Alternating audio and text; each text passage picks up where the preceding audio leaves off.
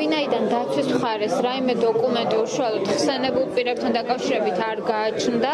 ასევე ის გარემოება, რომ მათ არ ყავდათ ეს პირები გამოკითხული, მასთან არ ჰქონდათ შესაბამისი გასაუბრების ოქმები გაკეთებული, ჩვენ დავაყენეთ შუამდგომლობა მათი დასაკითხვითა სიიდან ამ რიცხვასთან დაკავშირებით, რაც გაიზიარეს და ამ რიცხვა ხსენებული პირები დასაკეთ პროცესიდან. ვინაიდან მოსამართლემ არ დააკმაყოფილა დაცვის მხარის შუამდგომლობა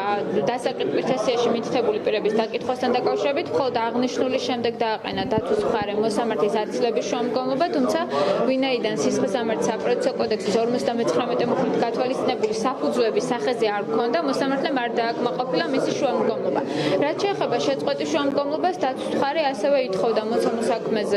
მართლობრივი დევნის შეწყვეტას, თუმცა საქმეში არსებული მტკიცებულებებით აკმაყოფილებს იმ სტანდარტს, რაც დღეს იყო საჭირო, შესაბამისად სასამართლომ მიიჩნია, რომ სისხლის სამართლებრივი დევნის შეწყვეტის საფუძველი არ არსებობდა და საქმე არსებითად გადასცა სასამართლოს. მე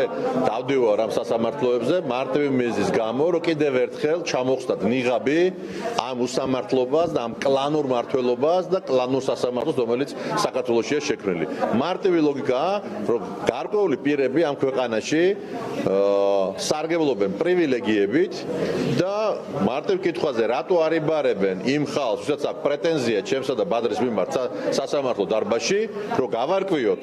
ესე ვთქვათ, მათი კანონიერება, კომისიის კანონიერება, ის კითხვები, რომელიც აქვს სასამართლო ჩვენ მხარეს მათთან მიმართებაში, ვერც ერთი მოსამართლე ამ გაწვევას ვერ იღებს. რატო? იმიტომ რომ ეს არის ერთი კლანი, მათ იციან რომ ესეთი გაწვევა რომ მიიღონ და დაიბარონ წოლუკიანი ან ნებისმიერი კომისიის წევრი სოზარ სუბარი იქნება თუ ვიღაცა, მათ ესე ვთქვათ მოუწევთ წინააღმდეგ წასვლა იმ დინების და იმ კლანური მმართველობის, რომელიც ამ ქვეყანაშია ჩამოყალიბებული.